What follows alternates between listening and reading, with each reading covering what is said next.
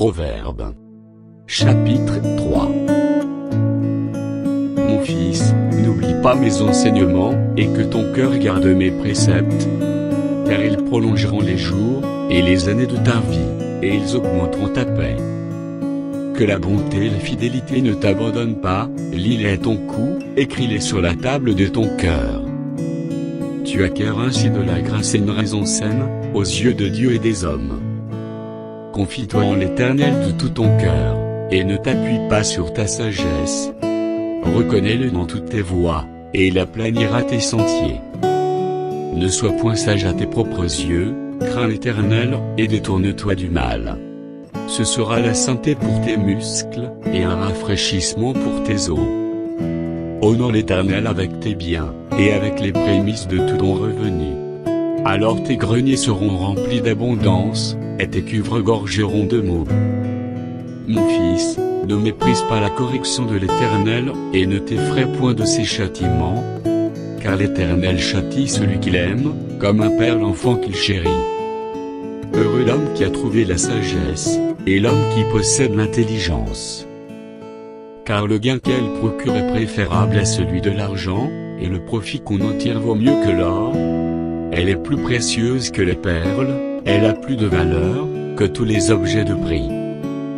Dans sa droite est une longue vie, dans sa gauche, la richesse et la gloire.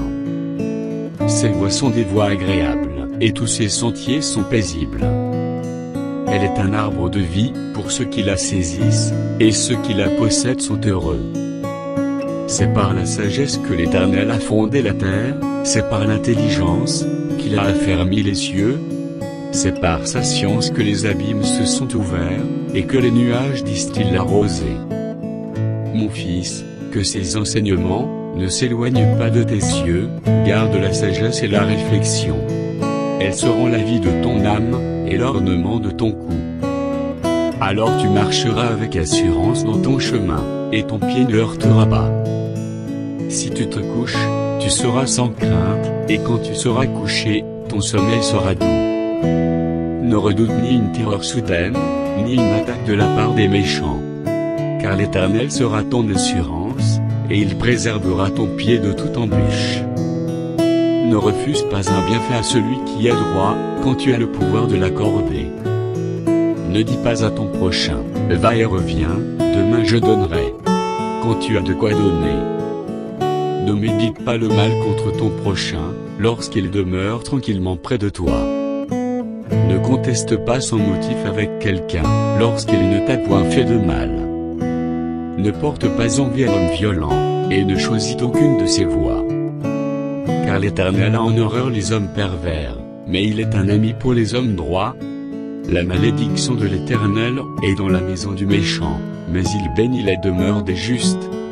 Il se moque des moqueurs, mais il fait grâce aux humbles.